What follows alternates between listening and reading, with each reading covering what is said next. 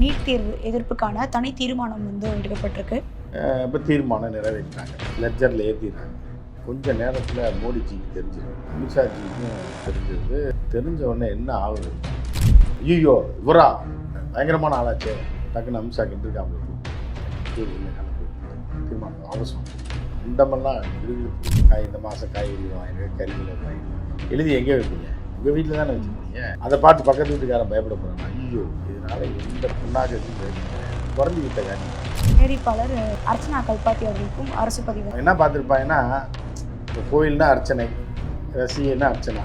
அமைச்சர் ரமேஷ் அவர்கள் ஒவ்வொருத்துக்கும் ஒரு 2 முகங்கள் இருக்கும். நீங்கள் தயாரிப்பாளரை மட்டும்தான் அவங்கள பார்த்துருக்கீங்க. கோயிலில் கூடு காட்சினை பார்த்தது இல்லை. கிரவுண்ட்லேருந்து பிக்கப் பண்ணும், சூடத்திட்ட கூட தூரத்துலேருந்து இப்படி தான் கொடுவாங்க. அது இல்லாத ஆட்களை போட்டீங்கன்னா நேராக உண்டியலில் தான். மரிய வில்சன் என்னுடைய ப்ரொனவுன்சியேஷனை பற்றி நீங்கள் யாரும் சொல்லித்தர வேண்டிய அவசியம் இல்லை. அவர் வீடா இல்லை பொண்டாட்டி மாமன் மச்சா உட்காந்துருக்காங்க, விருப்பம் இருந்தால் கேள்வி இல்லை, நான் எதிர்த்து பண்ணுவேன். ஓட்டு போட்டிருக்காங்க, சட்டசபைக்கு பதில் சொல்லிட்டா இவர் இஷ்டத்துக்குலாம் அங்கே ஆரம்பிச்சு பேசுறதுலாம் ஒரு பேச்சு, அவர் லாங்குவேஜ். அதெல்லாம் பிடிஆர் பழனிவேல் அவரும் இந்த மாதிரி அவர் இங்கிலீஷில் பேச சொன்னால் பிரித்து மேய்வார். மரிய வில்சன் அவர்களை பேச சொல்லுவோமா இங்கிலீஷில்? யாரோட வச்சு பட்டினமாக்கம் முதலமைச்சர் விஜய் அவருடைய வீடு அருகிலே தலைமை செயலகம் மாற்றப்படுறதாகவும் போது இப்போ உதயநிதி ஸ்டாலின் அவர்களும் சேரில் தான் இருக்கார். இப்போ அன்புமணி ஏற்கனவே தெளிவாக வந்துட்டார், டால்ஃபின் இடம்லாம் வாங்கி அவர். அடுத்து அஜித் வந்தார்னா அவரும் இருக்காங்க. மீதி உள்ள எம்எல்ஏக்கெல்லாம் அங்கே ஒரு ஹாஸ்டலில் கட்டி விட்டாங்க. ஏன்னா பீச் ஓரத்தில் ஒரு ரெசார்ட் மாதிரி கட்டி விட்டாங்க. சுனாமி வந்தால் மொத்தமாக. தமிழ்மண் நேயர்களுக்கு வணக்கம். இன்று நம்ம உணர்ந்திருப்பவர் மூத்த பத்திரிகையாளர் திரு உமாபதி அவர்கள். வணக்கம் சார். வணக்கம். சட்டசபையில் பல தீர்மானங்கள் எடுக்கப்பட்டிருக்கு. அது மட்டும் இல்லாமல் இப்போது நீட் தேர்வு எதிர்ப்புக்கான தனி தீர்மானம் எடுக்கப்பட்டிருக்கு. இதனால் பாஜகனுடைய எம்எல்ஏ வெளிநடப்பு செய்யப்பட்டிருக்காங்க. இதை நீங்கள் எப்படி சார் பார்க்குறீங்க? இது ரெண்டும் வேறு. நீங்கள் இது ரெண்டையும் கிளிப் பண்ணக்கூடாது. நீட்டுன்றது வேறு, நீட்டுக்கு தீர்மானம் நிறைவேற்றுறாங்க. பாஜக எம்எல்ஏ இருக்கார்ல ஒருத்தர். ஆமாம் சார், போஜராஜன். அவர் போஜனம் சாப்பிட போயிருப்பார், புரியுதா? 12 மணிக்கு தீர்மானம் போட்டால் அவர் யதார்த்தமாக பாத்ரூம் எந்திரிச்சு போயிருப்பாருமா, அதை போய் எதிர்ப்புட்டாங்க. அப்படிலாம் ஒன்றும் நடக்காது. அந்த மாதிரிலாம் அவர் தனியாக இருந்துச்சு தனியாக என்ன பண்ணுவார், எதிர்ப்பு தெரிவிக்கிறாருன்னு வைங்க. போஜராஜன் ஒருத்தர் இருக்கார், அவர் கட்சியே இந்த ஊரில் இல்லை அப்படின்ற ஒரு சூழ்நிலை. இவர் இருக்காரா என்னான்னு தெரியல, ஏதோ ஒரு ஓரத்தில் சீட்டை கொடுத்து உட்கார வச்சுருக்காங்க, மிச்சர் மட்டும் தான் கொடுக்கல. ஸோ அப்படி இருக்கும்போது அவர் திடீர்னு அவருக்கு ஒரு டீ சாப்பிட போவார், ஒரு யூரின் போவார், ஏதாவது எதுக்காக போகலாம், புரியுதா அவருக்கு? இல்லை யாராவது வீட்டில் ஒய்ஃபு கூப்பிட்டாங்கன்னு சொல்லி கூட எங்கள் கையை காட்டியிருந்துருக்கலாம். சரி போய் வெளியில் போய் உள்ளே ஃபோன் பண்ணக்கூடாதுன்றதுக்காக வெளியில் போயிருந்துருக்கலாம். அப்போ அதை இதோட கிளிப் பண்ணக்கூடாது. அவர் நீட்டுக்காக இவங்க போடுற தீர்மானத்துக்காக எதிர்ப்பு தெரிவித்தார்னா அவர் பாஜகவே இல்லை. ஒன்று இது ஒரு பக்கம் விட்டுருங்க. அப்பா நல்ல மனுஷன் போஜராஜன் தானே, அவரை விட்டுருங்க. இப்போ இந்த பக்கம் ஒரு காட்சி உங்களுக்கு. இப்போ நீங்கள் ஒரு விஜய் ரசிகையாக இருக்கீங்க அப்படின்னு வச்சுங்களேன், இருக்கீங்க இல்லைன்றது வேறு. அப்படி இருக்கும்போது இப்போ சட்டசபையில் எல்லோரும் சேர்ந்து தீர்மானம்லாம் என்ன பண்ணுறாங்க, எல்லோரும் விவாதிப்பாங்க. அப்புறம் அதை எழுதி புக்கில் நோட்டில் ஏற்றிடுவாங்க, புரியுதா? கனவு நோட்டில் ஏற்றுற மாதிரி. அந்த தீர்மானம் நிறைவேற்றி மத்திய அரசுக்கு எதிராக எதிர்ப்பு பார்க்குறது எல்லாமே என்ன ஆகுன்றதை நான் அடுத்து சொல்கிறேன். இப்போ தீர்மானம் நிறைவேற்றிட்டாங்க, நோட்டில் எழுதிட்டாங்க, லெட்ஜரில் ஏற்றிடுறாங்க. ஏற்றின உடனே இது கொஞ்ச நேரத்தில் மோடிஜிக்கு தெரிஞ்சிருது. அவர் தானே பிரதமர். அமித்ஷாஜிக்கும் தெரிஞ்சிருது. அந்த அமைச்சருக்கு தெரிஞ்ச உடனே என்ன ஆகும் தெரியுமா அவருக்கு? தீர்மானம் நிறைவேற்றினா பதறிடுவாங்க. அந்த இதில் ஒருத்தர் சொல்லுவாங்க, என்னை பற்றி யாருன்னு என்கிட்ட கேட்காத, 4 பேர்கிட்ட போய் கேட்டுப்பா. ஐயோ இவரா பயங்கரமாக இருக்கேன், பயங்கரமான ஆளாச்சே அப்படின்வாங்கன்ற மாதிரி மோடி பதறி போய் டக்குன்னு அமித்ஷா கிட்டிருக்காமல கூப்பிட்டு கிளம்பி வாங்க என் முதல்ல, ஏன் முக்கியமான விஷயம் இருக்குன்னு. இப்போ என்ன பண்ணுறது, நம்ம என்னன்னே தெரியலையே, கைகாலெலாம் நடுங்குதே. நான் அமித்ஷா எனக்கு அப்படி தான் இருக்குது, நீங்கள் சொன்னோன்னே எனக்கு ஷாக் ஆகிடுச்சு, என்னங்க இப்படி பண்ணிட்டாரு அப்படின்னு. இன்னும் 3ஆவதாக இந்த மினிஸ்டர் வருவார், யார், இந்த எஜுகேஷன் மினிஸ்டர், அந்த நீட் நடத்தி பேப்பர் விற்கிறவர் ஒருத்தர் இருந்தார்ல, அவர் போய்ட்டார். புதுசாக ஒருத்தர், அவர் சார் என்ன சார் 2 பேரும் பார்த்த மாதிரியோ, சும்மா அறியா சத்தம் போட்டு பேசாரையா, அந்த மண்ணுளி பாம்பு படத்தில் என்னாச்சு சத்தம் போடாதீங்க, என்னாச்சு எடை கூடிடும், பார்த்தீங்களா அந்த படம், எடை கூடிடும். விஜய் காதில் எந்த சத்தமும் கேட்கக்கூடாது. விஜய்க்கு இது வச்சிங்களா, தீனி வச்சிங்களா, அப்புறம் எப்படி என்னாச்சு 48 கிலோ 40 கிலோ ஆச்சுன்னு பதட்டப்படுவாங்க பாருங்கள். ஐயோ சட்டம் போடாங்க என்ன டக்குனு பையன் அது போட்டு நிறுத்து பார்ப்பாங்க தராசில் நிறுத்து பார்த்தா சர்ரு 42 கிலோ ஆயிரும். எப்படி என்னாச்சு? ஐயோ அந்த கோயிலில் குழாயில் போட்டாங்க அதனால அந்த சத்தத்தில் அந்த பாம்பு எடை கூடி குறைஞ்சிருச்சு போல. இந்த மாதிரி 2 பேரும் சேர்ந்து இந்த தீர்மானத்தை வச்சுக்கிட்டு யார் எம்ஜி மோடிஜி அந்த இன்னொரு ஜி அவர் பேர் தெரில 3 பேரும் பதட்டமாக வச்சு ஐயோ என்னங்க பண்ணுறது விஜய் இப்படி பண்ணுறாரு தீர்மானத்தை வேறு சட்டப்பேரவையில் நிறைவேற்றாரு இப்போ எப்படி நம்ம வாழ்கிறது 2 நாளில் நம்மளை முடிச்சுடுவாங்க இல்லையா ஆட்சி கலைஞர்கள் மத்தியில் இதை வந்து நாங்கள் திருப்பி நீட்டை நடத்தணும் அப்படின்னா அவங்க போட்டிருக்க தீர்மானத்துக்கு நமக்கு ஒன்றுமே கிடைக்காதுங்க கட்சியே இருக்குமா பாஜகனே தெரியலையே இப்படி ஒரு தீர்மானத்தை போட்டு மிரட்டினாங்கன்னா என்னங்க ஆகிறது என்ன அலாப்பா சரி நம்ம விஜய் கையில் காலில் போய் விழுந்து தீர்மானத்தை வாபஸ் வாங்க சொல்லுவோம். ஏன்னா தமிழ்நாட்டில் இப்படி ஒரு தீர்மானம் நிறைவேற்றிட்டாங்கன்னா அண்டமெல்லாம் கிடுகிடுத்து போயிடும். ஐயா சொன்ன மாதிரி யார் ராமதாஸ் ஐயா ஒரு டைம் சொன்னார் அண்டம் கிடுகிடுக்கா அண்டம் நடுக்க மாதிரி ஆயிடும்.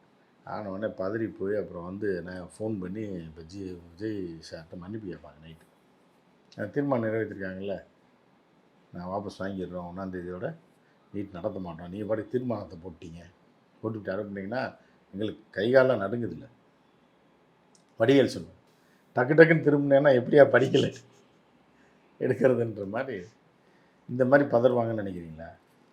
என்ன நினைக்கிறீங்க? அது என்ன நோட்டு அப்படின்னு பார்த்தீங்கன்னா இப்போ உங்கள் வீட்டில் ஒரு கணக்கு நோட்டு எழுதி வச்சுருக்கீங்கன்னு வச்சுக்கோங்க இந்த மாதம் காய்கறி இவ்வளோ வாங்கிருக்கேன் கறி இவ்வளோ வாங்கிருக்கேன் எழுதி எங்கே வைப்பீங்க? உங்கள் வீட்டில் தானே வச்சுருப்பீங்க. அதை பார்த்து பக்கத்து வீட்டுக்காரன் பயப்பட போகிறான்னா ஐயோ என்னது அப்படின்னு அந்த மாதிரி ஒரு இத்து போன இதுதான் இந்த தீர்மானம். இதனால் எந்த புண்ணாக்குக்கும் பிரயோஜனம் கிடையாது. இதெல்லாம் வந்து டுபாக்கு ஒரு வேலை குரல் யுத்தத்தை காட்டிகிட்டு இருக்காங்க. தீர்மானம் போடுறேன் அதை போடுறேன் இதை போடுறேன். மாண்புமிகு பேரவைத் தலைவர்களும் மாண்புமிகு இவர் இப்போ திமுக காரங்களாம் சொல்கிறாங்க மாண்புமிகு பேரவைத் தலைவர்களே அப்படின்னு ஆரம்பித்து பேசுகிறாங்க. ஸோ அந்த மாதிரி இது அந்த நோட்டில் எழுதி இவங்களாம் வச்சுக்கிற வேண்டியதான்.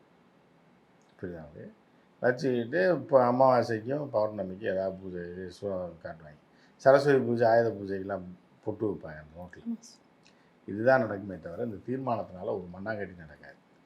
இதை வந்து நீங்கள் ஒரு கேள்வியாக தெரிஞ்சுக்கிறதுக்காக வந்து கேட்டதுனால நான் சொல்கிறேன். இது உப்பு இருந்தால் கூட கொஞ்சம் ரசத்துக்கு கம்மியாக இருந்தால் போட்டு சாப்பிட்லாம். சர்க்கரை இருந்தால் கூட டீக்கு பத்தலைன்னா போடலாம். இந்த தீர்மானத்தை வச்சு ஒரு மண்ணாங்கட்டியும் நடக்காது. இதை வந்து இப்போ பரபரப்பாக பேசிக்கிட்டு எல்லாம் பேர் கைத்தட்டி என்னன்னே தெரியாமல் பின்னாடிலாம் தட்டுறாங்க டக்குன்னு தட்டுறாங்க. யார்? சட்டப்பேரவை உறுப்பினர்கள் மாண்புமிகு முதலமைச்சர் முதுகில் பின்னாடி உட்காந்துருக்காரு. அவர் முதுகில் தட்டுற மாதிரி இப்படி ஆங்கிளில் பார்த்தா கேமரா. ஸோ அந்த மாதிரி தான் இது போயிட்டுருக்கு. சரி, இப்போது இது மட்டும் இல்லாமல் வந்து தொடர்ச்சியாக முதலமைச்சர் அவர்களுக்கு நெருக்கமாக இருக்கவங்களுக்கு அரசு பதவி வழங்கப்படுது அப்படின்னு ஒரு விஷயம் விமர்சனம் வந்து சொல்லப்படுது. அது கேவிஎம் ப்ரொடக்ஷனாக இருக்கட்டும், ஆஸ்ட்ராலஜருக்கு பதவி கொடுத்து மறுபடியும் அதை திரும்ப எடுத்ததாக இருக்கட்டும். இப்போ வந்து முதலமைச்சருடைய பாடிகார்டு பர்சனல் பாடிகார்டாக இருக்க நயீம் ஹுசைன் அவர்களுக்கு வந்து அரசு பதவி கொடுக்க போகிறதா ஒரு விஷயம் வந்து சொல்லப்படுது. இது மட்டும் இல்லாமல் தயாரிப்பாளர் அர்ச்சனா கல்பாத்தி அவர்களுக்கும் அரசு பதவி வந்து கொடுத்துட்டாங்க. அந்த ஒரு விஷயம் வந்து சொல்லப்படுது. இதை நீங்கள் எப்படி சார் பார்க்குறீங்க? இதை போய் நம்ம எப்படிமா போய் பார்க்குறது? அதாவது தெரியாத ஆளுக்கு ஒரு பொருள் கொடுக்குறாங்கன்னா அதில் கோயிலில் கொடுக்குற உண்டை மட்டும்தான். புரியுதா? யாரோ வருவான் கோயிலுக்கு, யாருன்னே தெரியாது. இப்போ நீங்களே போகிறீங்கன்னா வாங்கம்மா அந்தாங்க சுண்டல். இப்போ நான் போகிறேன்னா என்னை கூப்பிட்டு கொடுப்பாங்க. என்னை யாருன்னே அவனுக்கு தெரியாது. பக்தர்களாக பார்ப்பான். இந்த பக்தன் தான் அவர் கொடுங்க, இந்த இவங்களுக்கு கொடுங்க, இவங்களுக்கு கொஞ்சம் பொங்கல் கொடுங்க. அது ஒன்று மட்டும்தான் தெரியாத ஆளுக்கு கொடுப்பாங்க. மித்த எல்லாமே தெரிஞ்ச ஆளு தான் கொடுப்பாங்க. புரியுதா அவனுக்கு? இல்லைனா விஜய் இப்படி வந்து வெளியில் அப்படி வரும்போது பாப்பா இங்கே வாங்க நெல்லேருந்து நீங்கள் சங்கிலி இல்லை கங்குலி இன்னொரு பொண்ணை கூப்பிடுவாங்க. இது மாதிரி இப்படியா கொடுக்க முடியும்? கூப்பிட்டு ரோட்டில் பண்ணுற தம்பி அந்த பையன் நல்ல பையனாக இருக்காப்லையே, வாங்க தம்பி நீ வாங்க, நீங்கள் நாளையிலேருந்து அறநிலையத்துறையில் அதிகாரியாக போடுறோம். இப்படியா கொடுப்பாங்க? தெரிஞ்சவங்களுக்கு தான் கொடுப்பாங்க. தெரியாத ஆளுக்கு எப்படிமா கொடுக்க முடியும்? எப்படின்னு தெரியும். அதனால் கல்பாத்தியாக்காரம் ஏற்கனவே ரசிகை யாருக்கு? அஜித் சார் இல்லை, விஜய் ரசிகை. அப்புறம் அஜித் ரசிகரை கூப்பிட்டா கொடுக்க முடியும்? சிம்பு ரசிகர், என் ரசிகர் ஒருத்தன் கூட என் வீட்டு ஆஃபீஸ் பக்கம் வரக்கூடாது. எங்கேயா போய் சிம்புவோட தீவிர ரசிகர் 2 பேர், அஜித் ரசிகர் 3 பேர், புரியுதா? நயன்தாரா ரசிகர் 2 பேர், ஒரு 10 பேரை கூப்பிட்டுவாங்க. எதுக்கு தலைவர் கூப்பிட்டுவாயா அப்படின்னு சொல்லி கூப்பிட்டு வந்து அவங்களை கூப்பிட்டு நீ இன்னிலேருந்து மதுரை மீனாட்சி அம்மன் கோயிலோட தக்கார், நீ யார் ரசிகர்? நான் சிம்பு ரசிகர். நீ இன்னையிலேருந்து கொல்லூர் மூகாம்பிகை கோயிலோடைய தக்கார். கொல்லூர் கர்நாடகாவில் அந்த இதில் ஒன்று இருக்குது அது என்ன, நம்ம கன்னியாகுமரி பார்டரில் ஒரு கோயில், பெண்களுக்கான கோயில். இன்னையிலேருந்து நீ நயன்தாரா ரசிகையா? ரைட், நயன்தாராவும் அங்கே போயிருக்காங்க. அந்த கோயிலுடைய தக்கார் நீ தான் அப்படின்னோடனே, நீ வந்து எந்த ஊர்? காஞ்சிபுரம். அப்போ நீ மதுரை மீனாட்சி அம்மன் கோயில் தக்கார். நீ எந்த ஊர்? திண்டுக்கல். நீ காஞ்சிபுரம் தக்கார். இப்படியா போட முடியும்? தெரிஞ்சவங்களுக்கு தான் கொடுக்க முடியும். இன்னும் எனக்கெல்லாம் வருத்தம் என்னென்னா, இன்னும் தெரிஞ்சவங்க நிறையா பேருக்கு அவர் கொடுக்காமல் இருக்காருன்றது தான். உங்களுக்கெல்லாம் அந்த வருத்தம் இருக்க மாதிரி கொஞ்சம் கூட தெரியல. ஆனால் என்னென்னா, கொடுக்கணும். யார் யாருக்கு கொடுக்கணுமோ இன்னும் கொடுப்பாங்க. வெயிட் பண்ணிப்பார். அமைச்சர் ரமேஷ் அவர்கள் வந்தும் இதற்கு ஒரு விளக்கமும் கொடுத்துருக்காங்க. அதாவது வந்து ஒவ்வொருத்தருக்கும் ஒவ்வொரு 2 முகங்கள் இருக்கும். நீங்க வந்து தயாரிப்பாளரை மட்டும் தான் அவங்கள பார்த்துருக்கீங்க. அவங்க வந்து பல நன்கொடைகள் வந்து கோயிலில் கூழு குடுத்துருக்காங்க. காய்ச்சினதை பார்த்தது இல்லைன்னாரா? என்ன சொல்கிறேன்? இல்ல கோயில்களுக்கு நன்கொடைகள் குடுத்துருக்காங்க. அவங்களுடைய மாமனாரும் வந்து பல அப்போ கோடிகள் அதை விட நன்கொடைகள். நன்கொடைகள் கொடுக்கறது காசு இருக்கவங்க எல்லாமே கொடுப்பாங்கம்மா. நீங்கள் பார்த்துருக்கீங்கன்னா, ஆடி மாதம் சில பெண்கள்லாம் பார்த்துருக்கீங்கன்னா, மஞ்சள் சேலையை கட்டிக்கிட்டு, சிகப்பு சேலையை கட்டிக்கிட்டு, தலையில் முளைப்பாரி வச்சுக்கிட்டு போவாங்க. அந்த மாதிரி தீவிர பக்தைகளை கூப்பிட்டு, ரசிகர்கள் இருப்பாங்கள்ல, அவங்கள கூப்பிட்டு இன்னையிலேருந்து நீ வந்து அப்படி தான் எடுக்கணும். இப்போ நீங்கள் வந்து பார்த்தீங்கன்னா, ஃபீல்டுலேருந்து தான் ஆள் எடுக்கணும். டொனேஷன் கொடுக்குறாங்க அப்படின்றக்காக தெரிஞ்ச பிள்ளை அது ரசிகா வேறு இருக்குன்றக்காக கொடுக்குறாரு. டொனேஷன் எத்தனையோ பேர் இந்த திருப்பதி கோயிலெலாம் கொண்டு தங்கமாக கொட்டுறான். அவன்லாம் போய் இது பதவி கொடுத்துட முடியுமா? அதாவது என்ன அப்படின்னா, கிரவுண்ட்லேருந்து பிக்கப் பண்ணணும். இன்னையிலேருந்து நீ சங்கிலி இல்லை கங்குலின்ற மாதிரி எடுக்கணும். டேவிட் இல்லை டிராவிடு அப்படின்ற மாதிரி கீழே போய், இப்போ இவர் அமைச்சராக இருக்கார் அப்படின்னா, ஆடி மாதம் ஒரு ரவுண்டு போகணும். திருச்சி பக்கத்தில் இருக்க வெக்காளியம்மன் கோயில், மடப்புறம் கோயில், இந்த மாதிரி கோயிலில் போய் பெண்கள் சாமி ஆடுவாங்க. ரொம்ப யாருக்கு அதிக பக்தி இருக்கோ அவங்களுக்கு அந்த கோயில் பொறுப்பாளராக கொடுத்துட்டிங்கன்னா அதில் ஒரு நியாய தர்மம் இருக்குது. எப்போவுமே ஆடி மாதம் ஆனால் இந்த பொண்ணு வந்து இங்கே பேயாட்டம் ஆடும் அப்படின்ட்டு ஒருத்தர் இருக்கு. அது வந்து அம்மனுக்காக ஆடும், கூழ் காய்ச்சி குடிக்கும், 30 நாள் விரதம் இருக்கும். இப்படி ஆளை நீங்கள் வந்து இப்போ அறநிலைத்துறையில் போட்டிங்க அப்படின்னா, அவங்க பக்தியோடு எந்த கையிலையும் எதுலேயும் சூடத்தட்டை தவிர வேறு எதுலேயும் கை வைக்க மாட்டாங்க. அந்த சூடத்தட்டை கூட தூரத்துலேருந்து இப்படி தான் கும்பிடுவாங்க. அது இல்லாத ஆட்களை போட்டிங்கன்னா நேராக உண்டியலில் தான் கை வைப்பாங்க. தப்பாக இல்லை, காசு போடுறது. ஸோ இந்த மாதிரி இருக்கும்போது நீங்கள் கிரவுண்டில் இருந்து ஆள் எடுக்கணும் அப்படின்றது எங்களோட. தெரிஞ்சவங்களை எடுங்க, உங்களோட ரசிகைகளே எடுங்க. அந்த ரசிகைகளில் பக்தைகள் இருப்பாங்கள்ல, புரியுதா?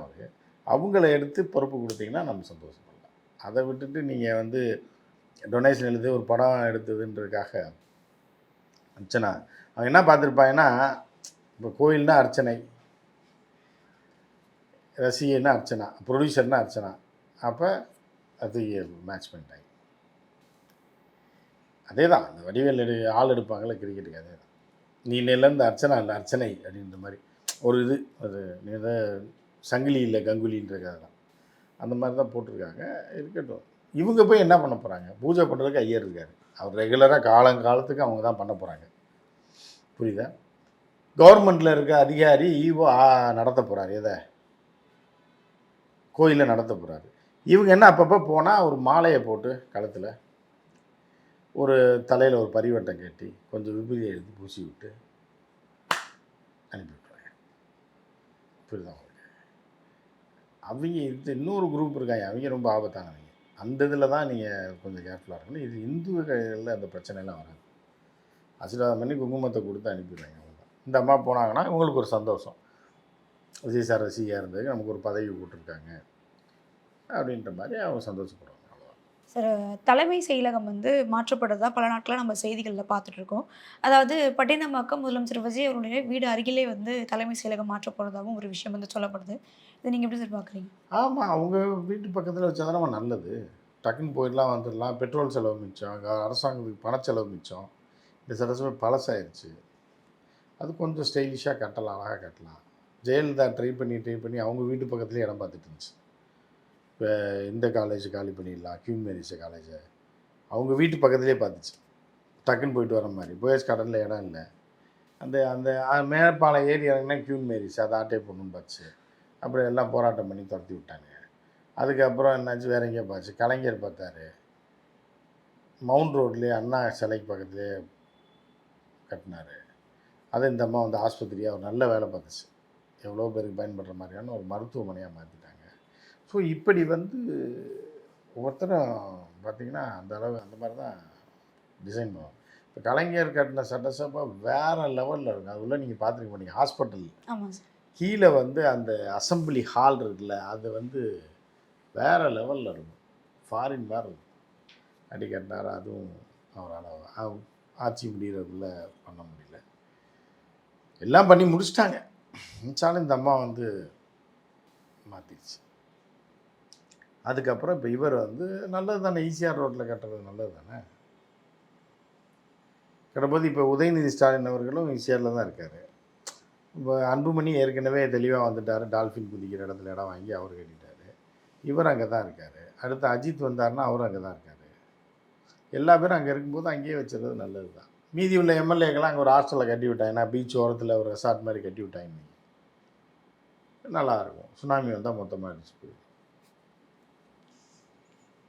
அந்த மாதிரி தான் அதை ஏற்பாடு பண்ணுவாங்க. இனிமேல் தான் சார், ஏற்கனவே வந்து நிதி அமைச்சர் மரிய வில்சன் அவர்களை பற்றி, அவருடைய ப்ரொனவுன்சேஷன் பற்றியும் நீங்கள் சொல்லியிருந்தீங்க. அதாவது அவரும் வந்து சட்டசபையில் சொல்லியிருக்காரு. அதாவது என்னுடைய ப்ரொனவுன்சேஷனை பற்றி நீங்கள் யாரும் சொல்லித்தர வேண்டிய அவசியம் இல்லை, உங்களுக்கு கேட்கணுன்னா நீங்கள் கேட்டுக்கலாம், விருப்பம் இருந்தால் நீங்கள் கேட்டுக்கலாம் அப்படின்னு ஒரு விஷயமா ஒரு சட்டசபையிலேயே அந்த ஒரு விஷயம் இதெல்லாம் ஒரு வீடா இல்லை பொண்டாட்டி மாமன் மச்சான் உட்காந்துருக்காங்க. விருப்பம் இருந்தால் கேள்வி இல்லைன்னு எந்திரிச்சு போகணும். ஓட்டு போட்டிருக்காங்க. இத்தனை லட்சம் பேர் ஓட்டு போட்டு தேர்ந்தெடுக்கப்பட்ட ஒரு எம்எல்ஏ அமைச்சராக இருக்காருன்னா இவர் வந்து சட்டசபைக்கு பதில் சொல்லி தான் ஆகணும். இவர் இஷ்டத்துக்கெலாம் வந்து அங்கே ஆட முடியாது. சட்டசபையில் இருக்க எதிர்கட்சி எம்எல்ஏக்களுக்கும் பிறருக்குன்னு உங்கள் எம்எல்ஏக்கள் எது பேசுனாங்கன்னு ஏற்றுக்குவாங்க. உங்கள் சபாநாயகர் ஏற்றுக்குவார். நீங்கள் பேசுகிறதுலாம் ஒரு பேச்சா, ஒரு லாங்குவேஜ். அதெல்லாம் எவனுக்கு புரிஞ்சு? கேவலமாக கேடுகட்டத்தனமான வார்த்தைகள்லாம் அதில் வருது. நீங்கள் தெரிஞ்சு பேசுகிறீங்களோ தெரியாமல் பேசுகிறீங்களோ, முதல்ல தெரிஞ்சு அதை திருத்திக்கிறேன்னு சொல்லுங்கள். என்னை யாரும் இது பண்ண முடியாது வைக்கணும். அப்போ நீங்கள் ஒழுங்காக இருந்தால் உங்களை யாராவது ஏதாவது சொன்னாங்கன்னா பரவாயில்ல. இப்படி போட்டு ஒரு சாதாரண இதை வாசிக்க தெரில, இல்லை இங்கிலீஷில் வாசிக்க பார்ப்போம். இங்கிலீஷும் தெரியாது, தமிழும் தெரியாது, எதுவும் தெரியாதுன்ற மாதிரி இருந்துக்கிட்டு நீங்கள் இஷ்டத்துக்கு பேசுவீங்க. இருக்கவங்களாம் உட்காந்துட்டு இழிச்சு வாங்க, தமிழ்நாட்டில் இருக்கவங்களாம் கேட்டு போகிறதுக்கு அப்படின்ற மாதிரி தான் உங்களுக்கு தோணும். ஆனால் சபாநாயகர் அவர்கள் என்ன பண்ணிட்டார், டக்குன்னு எல்லாருக்கும் புரிகிற மாதிரி நீங்கள் பேசிட்டீங்க அப்படின்னு ஒரு முட்டு கொடுத்ததா எதிர்கட்சிகள்லாம் சொல்லுது. நல்ல சபாநாயகராக இருக்கார் அப்படின்றது இவங்களுக்கு நல்ல ஆளை தான் தேர்ந்தெடுத்து போட்டிருக்கோன்றதில் இவருக்கு இது. அவங்க 2 பேருக்கும் பைபிள் தொடர்பு இருக்குது, ரத்த சொந்தம் இருக்குது. யாருக்கு? முதல்ல சொன்னவருக்கு வரும். அதனால் அவர் ஒன்று எடுத்து இதில் சொல்கிறாள், வடிவேல் சொல்லுவாங்கல்ல, இந்த மண்ணெண்ணெயை கேனை வாங்குறதுக்கு இந்த அடுத்த மாதம் தானடா இருக்குது கச்சேரின்ற மாதிரி அந்த மாதிரி இருக்குது. இப்போ இந்த 2 பேரும் பார்த்தீங்கன்னா அந்த இவரை நம்ம அப்படி சொல்ல முடியாது. அது நம்ம மரிய வில்சன் அவர்கள் அமைச்சர், அவரையும் சொல்ல முடியாது. ஆனால் அந்த உதாரணம் வந்து அங்கே வடிவேல் சொல்லுவாப்புல, எங்கள் அப்பா வாசிக்க, எங்கள் அம்மா ஆட, குடும்பமே ஒரே குதூகலமாக இருப்போம் அப்படின்னோடனே ஒரு மியூசிக் போடுவாங்க பாருங்க. அந்த மாதிரி தான் இப்போ போயிட்டு. ஏன்னா ஒரே blood, same blood, why blood same blood. அதனால் அப்படி தான் இருக்குது. ஆதவர்ஜன் அவர்களும் சொன்னாங்க. அதாவது பிடிஆர் பழனிவேல் அவர்கள், அவரும் வந்து இந்த மாதிரி லைக் அவருடைய ப்ரொனவுன்சேஷனும் வந்து மாறுவதில் தான் இருக்கும். அப்போ எதிர்கட்சியாக இருந்து அதிமுக இல்லை இல்லை அவர் இங்கிலீஷில் பேச சொன்னால் பிரித்து மேய்வார். மரிய வில்சன் அவர்களை பேச சொல்லுவோமா இங்கிலீஷில்? அவர் பிரிட்டிஷ் இங்கிலீஷும் பேசுவார், பிடிஆர் அமெரிக்கன் இங்கிலீஷ் பேசுவார். இவர் பேசுவாரா? இவருக்கு எந்த மொழியுமே தெரியலையே. யாரோட ஒப்பிடுறீங்க? மரிய வில்சன் அவர்கள் எவ்வளோ பெரிய ஆள், அவரை போய் பிடிஆரோட ஒப்பிடுறீங்க? அவருடைய அருமை பெருமை என்ன, அவருடைய லாங்குவேஜ் என்ன, அவருடைய ப்ரொனவுன்சியேஷன் என்ன, அவருடைய பட்ஜெட் என்ன? அவர் பிடிஆர் வந்து தூசிக்கு பெறுவாரா?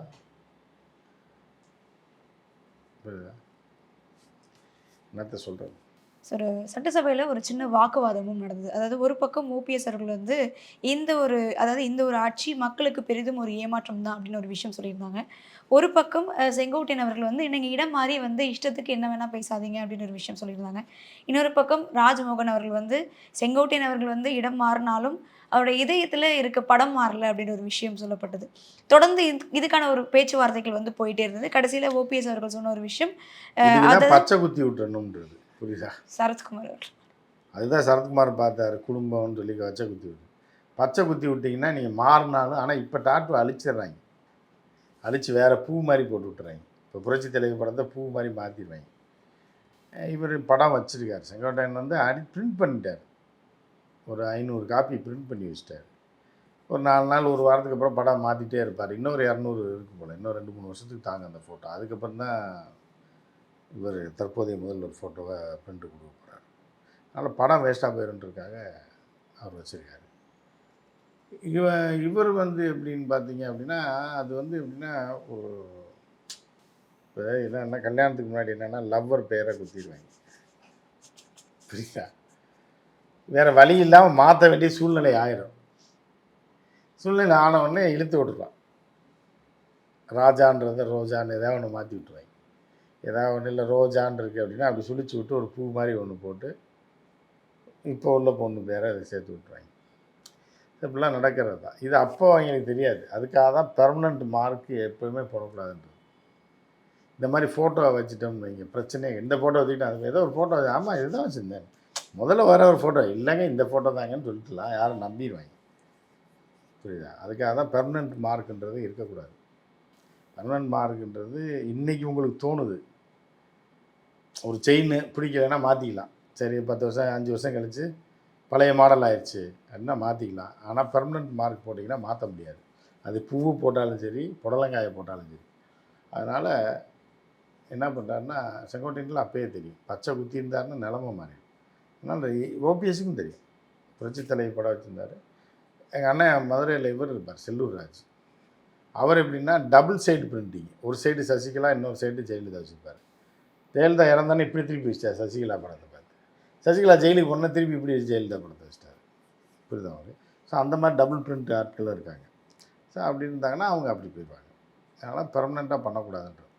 இந்த மாதிரி இருந்தால் மாற்றி மாற்றி எதையாவது ஒரு கதையை சொல்லிட்டு போயிடலாம். செங்கோட்டையனர்களும் கூடிய சீக்கிரம் அந்த படத்தை மாற்றிடுவார். மாற்றுவார் கட்டாயம். பழைய பன்னீர்செல்வம் மாறுவார். கொஞ்சம் வெயிட் பண்ணுங்கள். இப்போதானே வந்து சேர்ந்துருக்காரு. கொஞ்சம் இதாக இருக்குது. இருக்கிற பிரிண்ட் காலியானு வச்சுருக்கேன். இவ்வளோ நேரம் வந்து நிறைய விஷயங்களை பகிர்ந்தமைக்கு நன்றி. நன்றி.